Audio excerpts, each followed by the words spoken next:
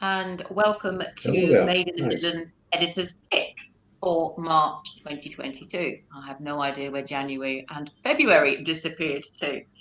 Um, my name is Deborah Green. I work with Pro Enviro, and as an individual and working for Pro Enviro, I have a very deep sense of commitment to our environment and business sustainability.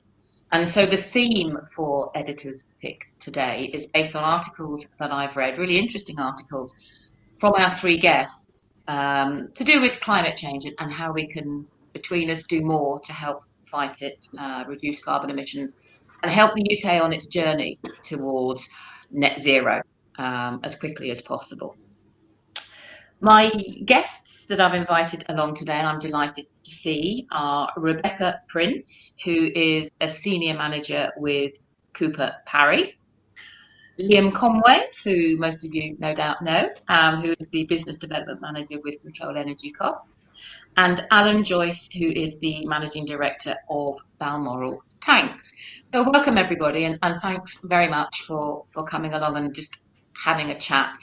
Um, I want this to be as informal and as comfortable for me and everybody as possible. Um, Rebecca, I'd like to start with you, please. The article about the plastic tax. Now, I know nothing really about this, and whilst I read the article with interest, there may be people who are going to be watching this who didn't necessarily read the article, who don't know much about it. So clearly, it's an environmental issue. I wonder if you could expand, tell us about it, how it's going to impact manufacturers, but a positive side to it as well, hopefully. Over to you. Thank you. Yeah, hi Deborah, and I'd just like to say how pleased I am to be here. So thank you for inviting me. The green agenda is very topical, as you know. It's something that's on everyone's mind as we try and move towards net zero. The plastic packaging tax is interesting. It's a behavioural tax that's designed to change the way that manufacturers think about and use single-use plastics within the supply chain. Just to give you a high-level feel as to how it will work, it comes in from the 1st of April 22, which is next month, so not far away. Yeah. It will impact importers of plastic packaging in the UK and also manufacturers. And the tax effectively is a £200 charge per tonne of plastic packaging that's imported or manufactured in the UK that doesn't contain 30% or more recycled content. So it's quite far-reaching, particularly in the food industry, because many of the food industry manufacturers use virgin plastics. So really something for them to consider. What's virgin plastic? So virgin plastic contains no recycled material at all, and is kind of the first go-to for any sort of food packaging, any packaging that comes in immediate contact with food. So particularly challenging for businesses in that sector to come up with recycled alternatives. In terms of whether businesses are aware, I think there's an awareness now that this tax is coming into place, but the legislation is still being finalised with HMRC. So actually, for businesses to be aware and fully understand how it impacts is quite a difficult ask at the moment, because they're still coming to grips with it, and the burden around reporting, making sure that they are sort of aligning themselves to the tax and reporting within the guidelines is also quite tricky to understand. It's an interesting tax, and it's designed to encourage the right behaviours. But at the moment, I think many businesses are just coming to terms with how that will affect them and what it will mean. So the positive element to this is? Well, the positive element is that it will hopefully drive a change of behaviour. We have many clients that work and produce plastics, and we are noticing a trend towards manufacturing plastics with the recycled content. So that's good for the environment, and something that obviously the tax is there to encourage. The challenges that we're hearing in the marketplace are that actually it's all very well and most people agree with using plastics with the recycled content, but actually acquiring that plastic can be more expensive than simply paying the tax. So obviously that's got to change, and the balance has got to be adjusted so that people can readily purchase plastics with the recycled content at a reasonable sort of competitive price point. It's interesting, isn't it? Because with the change from businesses becoming energy efficient to low carbon to working toward net zero, then obviously supply chains are involved. So this is going to really impact, as you say, probably the first point of call is going to be the manufacturing food industry, especially because the public are aware that there's a lot of plastic around in wrapping and packaging, and then don't particularly like it. But on the reporting element, where the largest businesses are obliged now to report what they are doing in terms of addressing carbon emissions as part of their corporate reporting on an annual basis, then scopes 1, 2, and 3 are involved throughout the supply chain. So it's going to be an interesting time to see how businesses adapt, how they can adapt, and what they do to adapt. Again, it's another reshoring opportunity, I believe, for British manufacturing. We'll have to wait and see. Thank you. Yeah, no problem. And then I guess just to sort of think about how we can help businesses as well, there are a couple of areas that we are keen to help. One is that we have a team of people who are very familiar with the plastic packaging tax, and we're offering questionnaires to our existing business clients to help them understand how they fall into it. And we're also offering workshops just to help them understand how they'll be impacted. And I guess the second point, which is just quite close to my heart, is so I'm part of the R&D team within Cooper Parry, is many of these businesses that we work with, it's really quite reassuring to see how quickly they're reacting and changing their products and processes to adapt towards using recycled content. And just to bear in mind that all that time and investment in changing and improving their products is likely to qualify for enhanced tax relief through the R&D scheme. So that's something we can help with as well, just to make sure they're getting that silver lining in terms of the extra cash back into the business to support that sort of innovation. Well, that's excellent, and that's really good news about the workshops. How are you getting that message out to your clients? So in terms of our existing Cooper Parry clients, we're sending out questionnaires to all of them just to sort of make them aware and just ask a few questions to help prompt the thought process. In terms of the R&D relief, then that's something that we're sort of naturally asking as part of that questionnaire. So if you are changing your behaviours and your products, then just make sure you think about the R&D relief. And obviously anyone who's watching this is more than welcome to contact us, and we can just have a chat just to help them explore how they can benefit from the relief and whether or not there is an opportunity there. Because it'd be a shame to miss it, because it is quite a benefit. Absolutely. Benefit well, that's why service providers are here, to support the members. So thank you, Rebecca. That's Rebecca from Cooper Parry on the plastic tax. Really appreciate your input. Thank you very much indeed. Next, I'd like to talk to Liam. Hi, Liam. From Control Energy Costs. Liam is really, if you'll excuse the phrase, at the moment on the front line now, and having to deal with the fallout from rapidly rising energy costs. And so Liam's got a few tips for Made in the Midlands members to try and help them and understand what's going on. Over to you, Liam. Thank you. Thanks, Deborah. So yeah, 5 sort of really quick tips from the video that I put out a couple of weeks ago. First one is to be proactive. Sounds obvious, really, but the people who have, I guess for want of a better phrase, sort of buried their head in the sand are the ones who are getting hit the hardest with this. So be proactive and get on the front foot with it. Secondly, know your figures. I think this is really important. So even if you have got, supply contract renewal that might not be due for a year, 2 years, 3 years, my real piece of advice would be get to understand what the market looks like now, and then formulate a plan about how you attempt to mitigate those cost increases. And my view is that the sooner you know the level of increase that you're facing, it perhaps give you a fighting chance to do something do something about it, whether that be manage it in a better way, try and reduce consumption, or from a business point of view, if increase prices. But the sooner you know about that, the better. Explore the Made in Energy Club. So we've been involved as a patron for 6 and a bit years now. We've got 150 plus clients across Made in the Midlands and Made in Yorkshire. Last year we set up the Made in Energy Club, which in its most simple form is a collective agreement which allows members to pool their energy together to access the wholesale markets. If you're not involved in that, explore it. It's an opportunity for you. The next one is to buy flexibly. So typically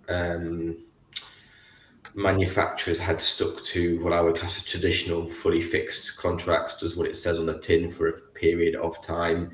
Our view is that just, whilst some businesses will always need to have fixed costs, the market is in such a position now that those options are becoming less and less attractive. So explore flexible contracts, of which the Made in Energy Club is one.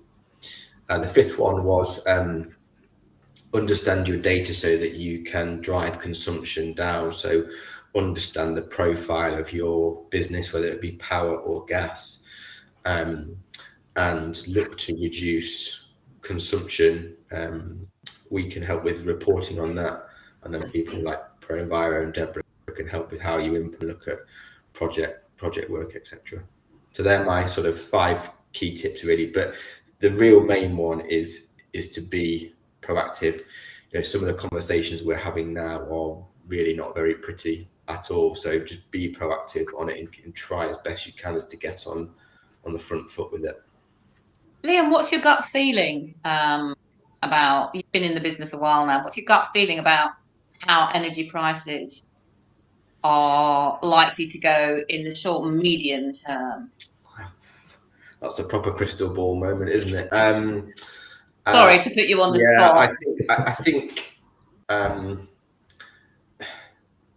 I think if things don't escalate further, I think we might see a slight calming down, but slight is not anything dramatic. You've got people, say, coming off gas contracts of 1.8, 1.92p. I saw a gas contract today for 19p. Think about that as a percentage increase. It's ridiculous. I think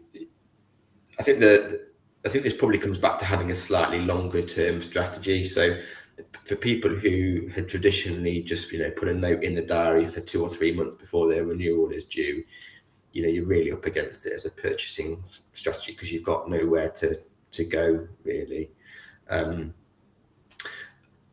I would like to think that over the long term, and the long term to us is sort of 3 years plus, that we'll certainly be at a lower point than we are now.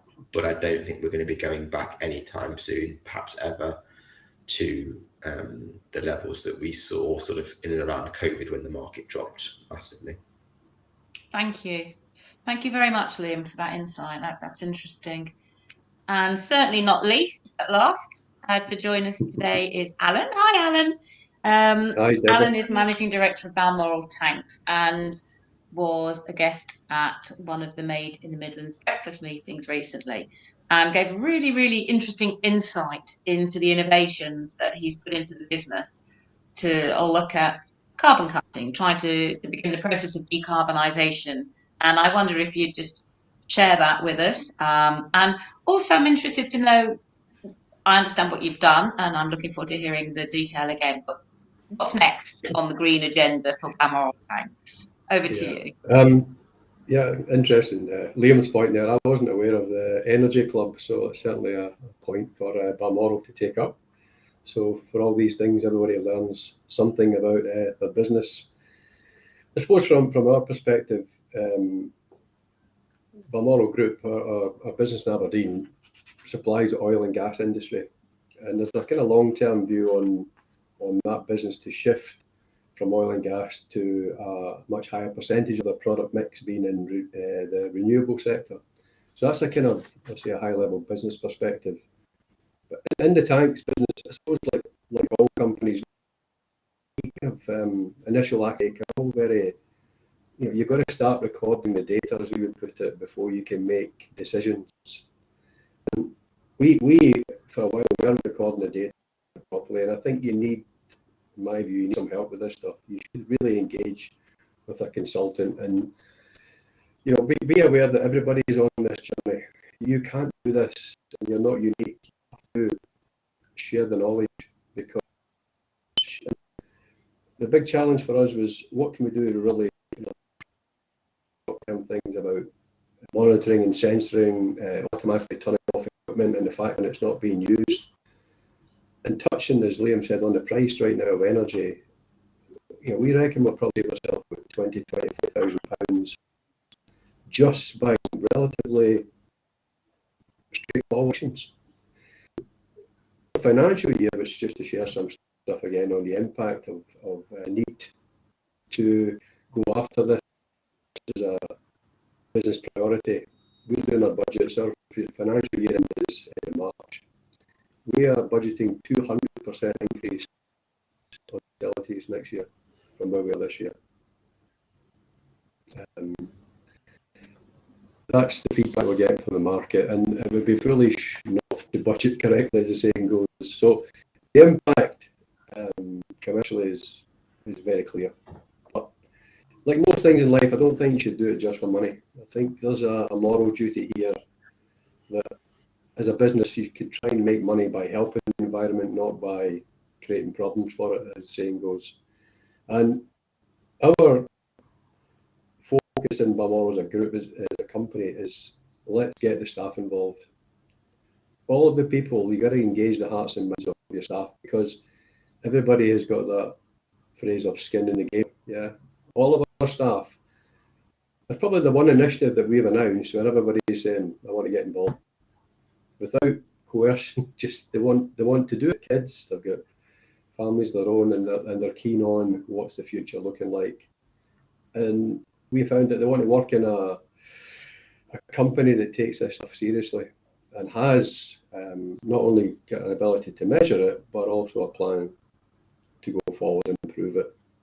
And the good news for our tanks business as well, we supply a lot of our product into anaerobic digestion and the energy to waste sector. So we use a lot of steel, which, as you can see, is very carbon intensive, and the products are then being used on carbon reducing facilities. So it's a little bit, how do you square the round hole, as the saying goes. But our perspective is engage with the staff, engage with the supply chain, and engage with the customers, because there are shared objectives here. There's nobody trying to steal a march on this. I think everybody's got to be involved and communicate and share the information. On a even broader picture for us, Deborah, is the three letters of ESG, the environment, the social element, and governance. And from a moral perspective, we have a group level, we have a compliance committee where we look at all of these factors and say, at some point, legislation is going to drive this more and more. Yeah. Environment, the social element, and governance. So rather than wait for it to come, we always try to say, well, let's engage early, let's get involved and be prepared, I suppose, in planning forward rather than just reacting to problems in short-term thinking. One of the things we're finding working with our clients to take them from low carbon to net zero is they're all very, very keen on having something in writing about their sustainability and their strategic planning for sustainability for the future. So that's one of the things that we're doing as part of working with them on the net zero journey, is putting together, working with them to understand. So we use the sustainable goals, 17 sustainable goals, and we work with them to actually help them understand which of them are applicable to their business, and put that in a pretty simple document that will change over time as the journey progresses. But that's really what you're saying, isn't it? There's shared goals throughout your supply chain. Yeah. Mm. And we again, it's all language, but from our perspective in the business, we would say we don't want to set it as a target. We want to make it a habit. But a habits are harder to break than just setting a target. There's a lot in, and I'm not an expert in offsetting carbon, but it always sounds to me if it's a cop out. Yeah. So I'm going to really go interesting. I'm going to go and plant more trees. Okay, I get that. Maybe a little bit too controversial, but I think the reality is, I say, there's a moral duty here, and you've got to do the right thing by your staff, by your business, by your customers, by the environment. So yeah, you've got to have a number of perspectives, and I think be prepared to change. I think things will happen that take you maybe down a slightly different path, or you reset your goals. Where you can make it a habit, it's a little bit more active than just setting a target, I think. Yes, I agree entirely. I think offsetting does have its place, because some businesses with the best will in the world are going to take a very, very long time to get to net zero. Yeah. Even with sustainable technologies, green energy, it's going to be very, very difficult for the largest energy users. But I also think that offsetting is a very simple way to relieve your conscience, and believe that it's almost a little bit of burying your head in the sand. Really, that's the very last stage of the journey as far as we are concerned, business and myself as an individual. But thank you very much for that insight. Thank you, everybody. I'm going to go a little bit off east, which will be no surprise to anybody. Very briefly, I am sure that everyone watching this is as worried as I am about our friends over in Ukraine and what's going on, and Putin having lost his marbles somewhere. And I heard on the radio, I think it was the Radio 4 or the news this morning, that something is being set up where we here in the UK can sponsor and help individuals and families over in the Ukraine. So I'm asking senior management at Made in the Midlands, perhaps they could look into this and put together something where we as members could respond as a whole. There's strength in numbers. So I'll leave that with you. And lastly, my message is that I'm hearing very, very good things. I talk to a lot of manufacturing organisations, both members of the Made in the Midlands and not necessarily Made in the Midlands outside of those areas, because of the projects that we work with. And it's all such a positive message that's coming through, that in spite of everything that's been thrown at all of us over the last 2-3 years, Brexit, COVID, energy prices, and now the war in Eastern Europe, British manufacturing is recovering. British manufacturing is doing well. A lot of companies I talk to, I'm delighted to hear they have full order books.